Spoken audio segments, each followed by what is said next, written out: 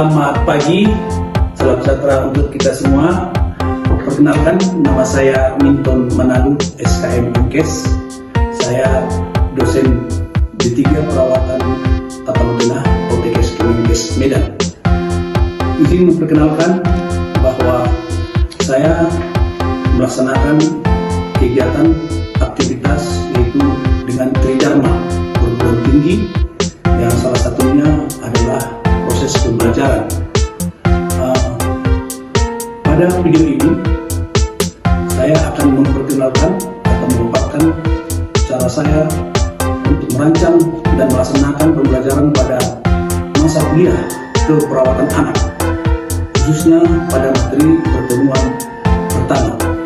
Di samping mata kuliah keperawatan anak ini, saya juga mengampu mata kuliah yaitu ilmu biologi dasar dan juga manajemen keperawatan dan keperawatan maternitas.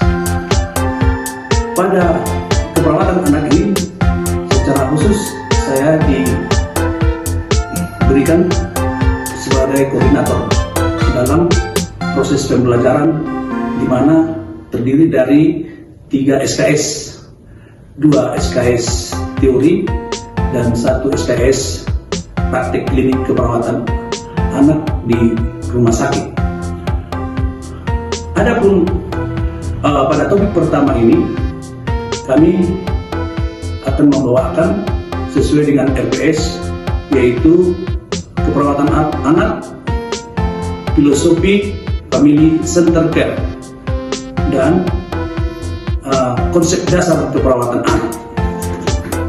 Pada video ini saya akan memaparkan cara saya merancang dan melaksanakan pembelajaran pada mata kuliah keperawatan anak, khususnya pada materi pertemuan pertama, yaitu konsep dasar keperawatan anak, filosofi family center care, dan ruang lingkup asuhan keperawatan anak. Mata kuliah keperawatan anak merupakan mata kuliah klinik keperawatan yang berbobot 3 SKS, di mana 2 SKS teori dan praktik di prodi keperawatan Tata Tengah, serta 1 SKS praktik itu di rumah sakit yang sering disebut praktik klinik keperawatan anak, yang saya ampu pada semester 3. Mata kuliah ini membahas konsep dan aplikasi asuhan keperawatan anak sehat dan sakit pada bayi, anak, dan remaja. Pembelajaran mencakup pengkajian, analisa data, diagnosis keperawatan, tindakan keperawatan, kondisi normal maupun kegawat daruratan, pendokumentasian, evaluasi, serta pendidikan kesehatan pada anak dan keluarga berdasarkan aspek biopsikososial, kultural, dan spiritual. Pembelajaran dirancang berbasis outcome-based education atau UB dengan menekankan penguasaan keterampilan klinik melalui metode demonstrasi, redemonstrasi, role play, dan studi kasus. Mata kuliah ini memiliki 3 capaian pembelajaran.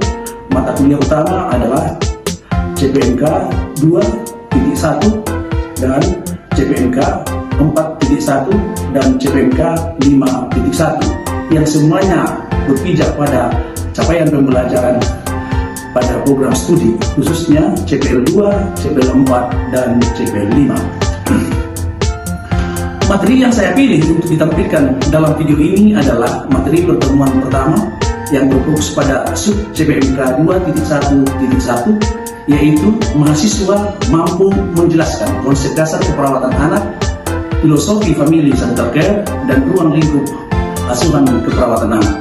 Sub CPNK ini merupakan fondasi dari seluruh mata kuliah keperawatan anak.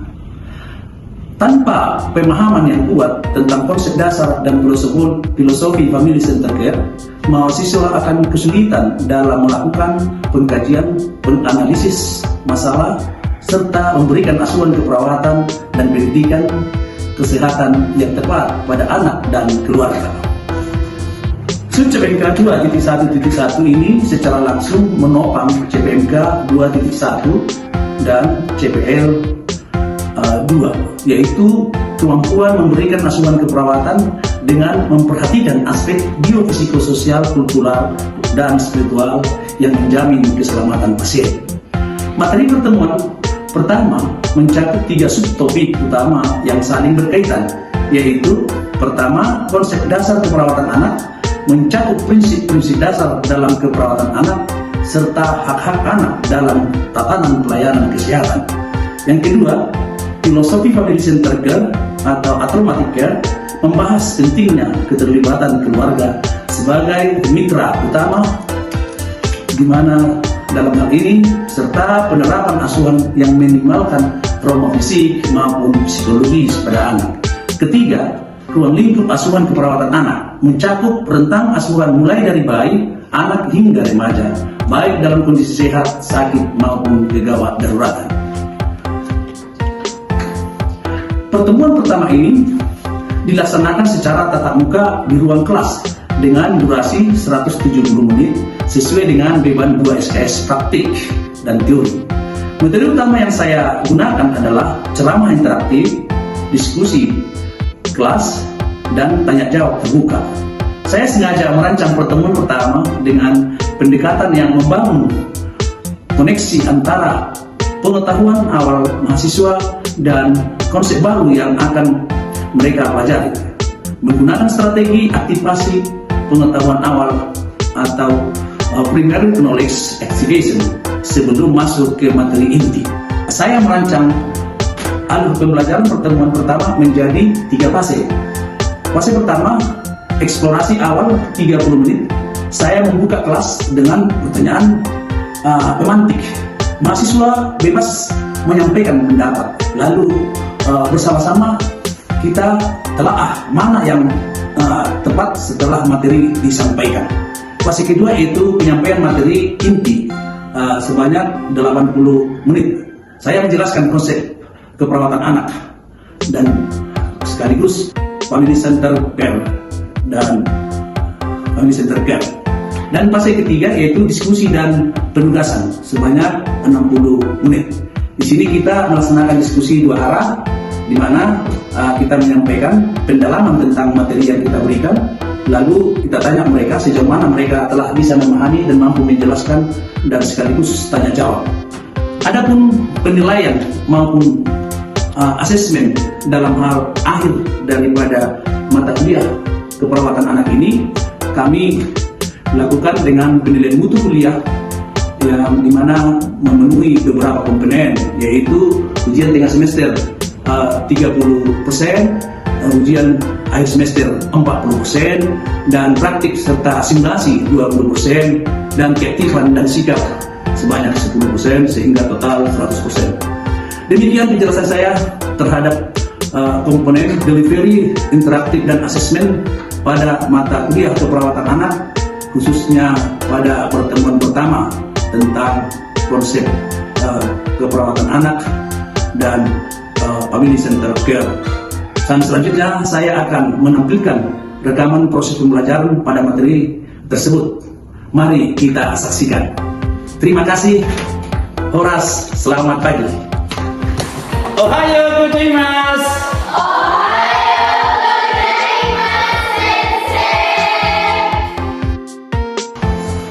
Semangat pagi. Pagi luar biasa, tetap semangat. Baik, di pagi ini kita akan melaksanakan proses pembelajaran ya mata kuliah keperawatan anak seperti yang sudah terjadwal di LPS ya, bahwa ke depan kita akan melaksanakan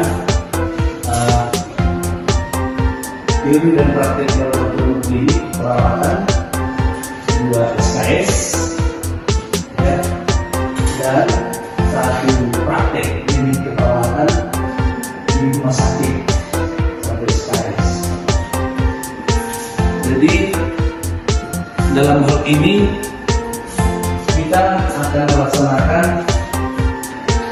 sesuai dengan kurikulum guru keperawatan anak kompetisi ke-9, di mana keperawatan anak itu adalah bagian wajib untuk kita pahami dan pelajari, di mana kita sesuai dengan CPL-nya, CPL 2, CPL 4, dan CPL 5. Baik, pada CPLK 2 titik 1, di mana di sini Ini tentang konsep keperawatan anak dan family center care, bagian daripada topik pertama sesuai dengan PPS yang sudah saya berikan selama ini. Jadi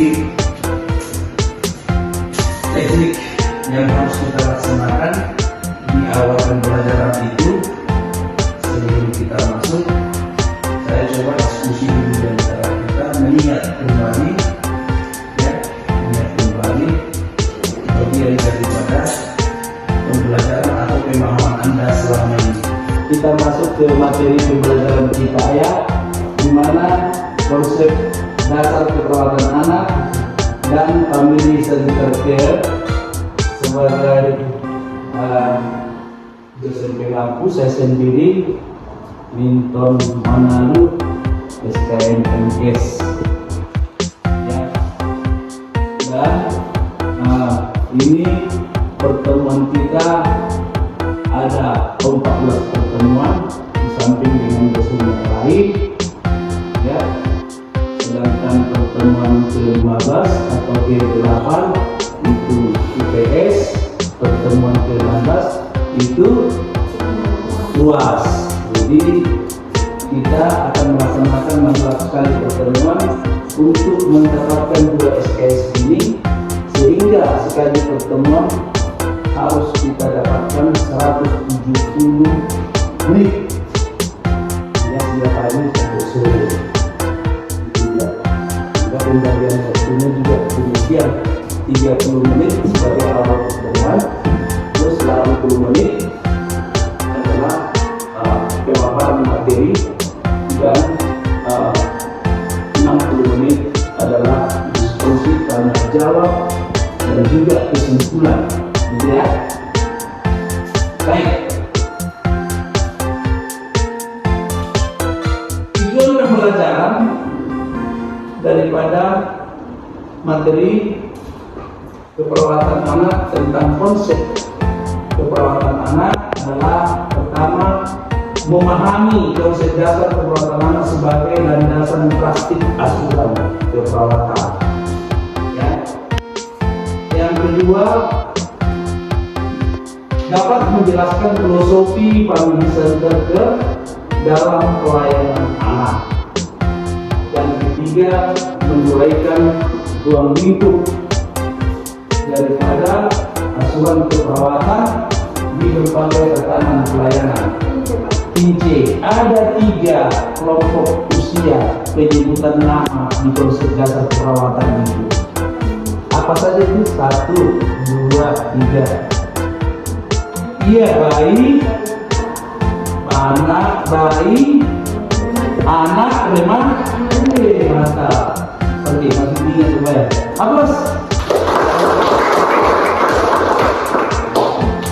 Selanjutnya tentang family center, ya, family center care. Ini memang bahasa kerennya family center, mitra. Keluarga adalah bagian daripada pelayanan, mitra daripada asuhan keperawatan pada anak itu, mitra. Ya. Yang ketiga, menurunkan ruang lingkup asuhan keperawatan anak di berbagai tatanan pelayanan. Tatanan pelayanan itu berarti ya, itu bisa visit home, bisa klinik, bisa puskesmas, bisa rumah sakit. Itu ya tatanan pelayanan. Ya, pelayanan primer, sekunder, rujukan maksudnya. Baik, paham?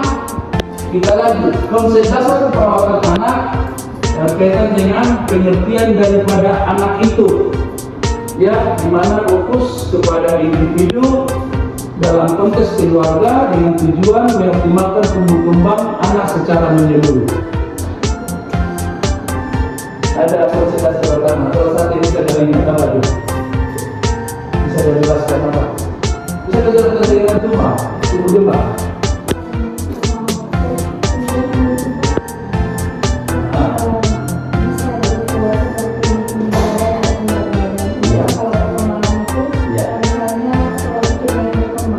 Pola pikir yang berkembang semakin meningkat, ya. Oke, mata aplaus semuanya ya. Kita apresiasi. Ini kan perawat anak. Apa peran kita? Ya, apa peran seorang perawat itu? Bila dia menjadi perawat center family care, ya, bagian daripada center family care atau family center care ya. Secara garis besar kita sebagai perawat anak harus mampu melaksanakan daripada promotif, preventif, kuratif, dan rehabilitatif di bidang apa saja, mulai dari awal ya, dari berbagai penyakit yang ada ya, gangguan kesehatan yang ada yang berhubungan dengan tumbuh kembang anak. Harus kita ketahui di mana fase bayi, fase anak, fase remaja ini ada keunikannya, sama halnya tadi karakteristiknya, ada keunikannya, tidak bisa sama. Demikian juga sebagai dewasa, kalau mau kita lebihkan dewasa. Jadi disebut dia perawat itu apabila sudah dewasa dan mampu kompeten dan profesional melaksanakan asuransi keperawatan. Ada 5 asuransi keperawatan itu, mulai dari pengkajian hingga evaluasi. Tolong urutkan dengan benar. Yang pertama pengkajian, yang kedua diagnosa, yang ketiga intervensi, yang keempat evaluasi, dan yang kelima Yang kelima evaluasi. Pada saat dievaluasi ini perlu kita buat lagi SWOT, subjektif, objektif, ya, asesmen dan planning. Apakah perlu kita lanjutkan atau sudah selesai? Gitu. Maka harus terjadi pengkajian lagi di situ. Apakah kita lanjutkan implementasi atau datang lagi atau ada lagi pengkajian yang terbaru? Ya, baik. Filosofi family center care atau apa sebenarnya filosofinya? Apa sih latar belakangnya family center care? Ya kan, pusat keluarga perawatan, pusat perawatan keluarga. Itu misalnya kita terjemahkan secara sederhana. Itu di mana yaitu family center care adalah pendekatan aspek yang mengakui keluarga sebagai unsur tetap dalam kehidupan anak. Baik, kita lanjutkan. Ini apa saja ruang lingkup asuhan keperawatan anak itu? Ya, di mana itu dia. Mulai dari bayi, balita, anak usia sekolah hingga remaja. Strategi evidence based praktis penggunaan pedoman klinis terbaru. Ya, di sini maksudnya bila ada pedoman klinis yang terbaru dengan perkembangan teknologi, itu maksudnya kita harus bisa menggunakannya. Ya, menggunakan pedoman klinis ini sebagai dasar pengambilan keputusan dalam aspek.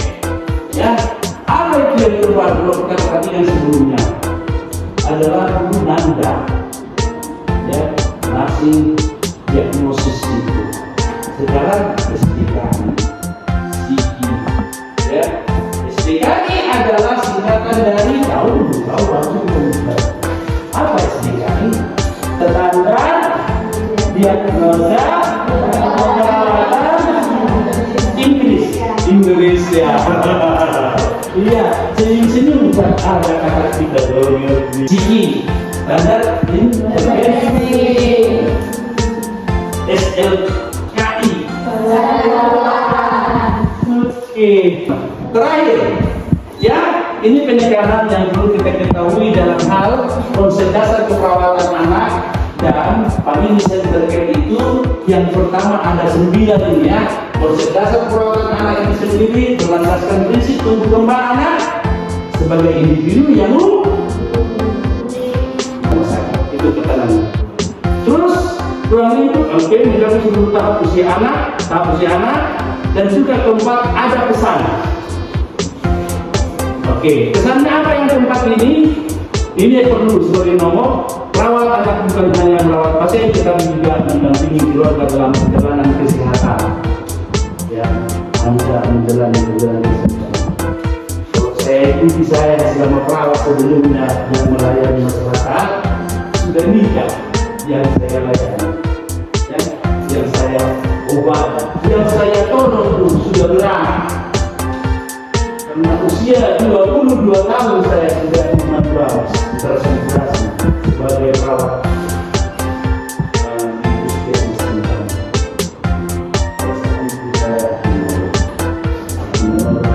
Sekali ya, masih belajar. Baik, dan ini penutup. Itu pesannya, peran anak bukan hanya merawat tentang ini dan ini dalam referensi utama dan bukunya, dan selesai. Terima kasih. Oke, terbanglah. Namun sebelum kita berpisah, ada pertanyaan yang harus kita diskusikan. Saya kasih waktu 2 kali 15 dan 3 bermain. Silakan. Boleh perkenalkan nama siapa? Perkenalkan, nama saya Lisa Silvana Pasari Ibu. Saya akan bertanya, bagaimana cara berkomunikasi efektif dengan anak yang belum bisa berbicara dan mengungkapkan keluhannya sama secara verbal, misalnya pada anak bayi atau pada anak balita. Iya, baik. Balita. Oke, langsung saja dulu ya. Baikkan dengan komunikasi verbal pada bayi dan sampai balita. Ya, memang komunikasi verbal dan non verbal mulai bayi sampai balita sampai dewasa pun ada. Ya, contoh langsung saja lah dewasa. Tengok saya. Itu ya.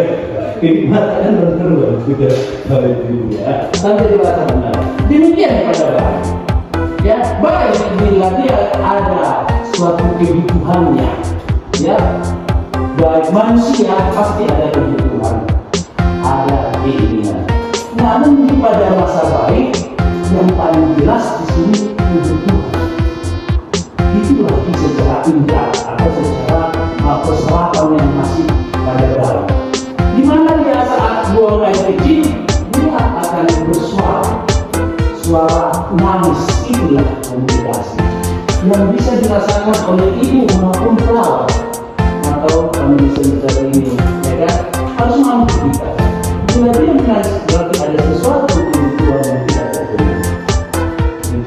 Demikian juga seperti hanya kita sebagai ibu untuk masuk tadi atau lalu hanya untuk psikologisnya, baik keinginan, baik kepanasan, baik dia mau lapar atau baik dia berkotoran, dia itulah masalah.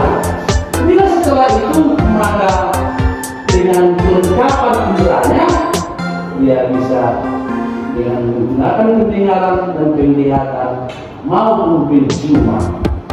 Makanya unik, manusia ada inderanya 5, tapi bayi ada inderanya 6. Itu batin itu maksudnya. Kesampaian. Contoh bila bayi pakai udah kehausan dan dia diberi asi oleh ibunya, dia kan tahu semakin berinya asi di ibu. Karena sudah berubah kan, dia pun menangis. Ayolah, ya, air susunya itu juga pada kita. Ini harus dididik pada bayi. Ada pergerakan, itulah intinya saya ya. Itu demikian dengan tahapan bayi, anak atau balita tadi. Demikian prinsip. Bisa berarti itulah bahasa mereka dan itulah yang kita lakukan. Ya, sudah jelas. Terima kasih. Yang kedua.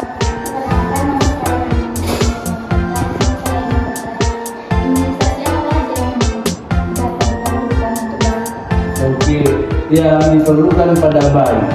Oke, saat ini sudah bertambah. Sebelumnya 7 penyakit yang bisa disembuhkan oleh dengan imunisasi. Apa itu? DPT, difteri, pertusis, tetanus.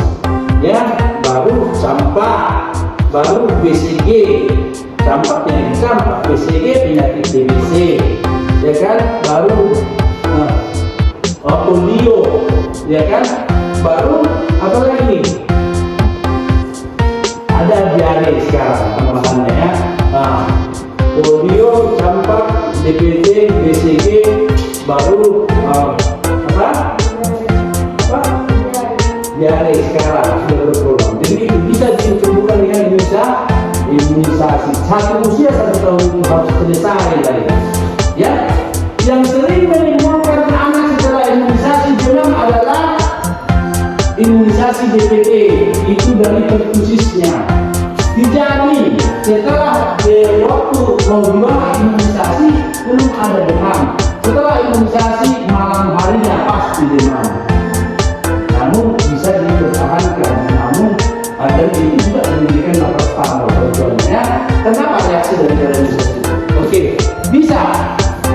Boleh 2 sekali bolehlah 2 sekali.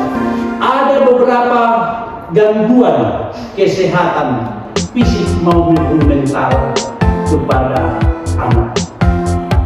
Ya, tolong antara setiap mahasiswa 3 gangguan kesehatan itu yang termasuk disebut di dalamnya autism. Ya, carilah 2 lagi, masing-masing membuat mengerjakan tugas. Saya mau blok saja lah ya, jangan tulis tangan ya. Setuju?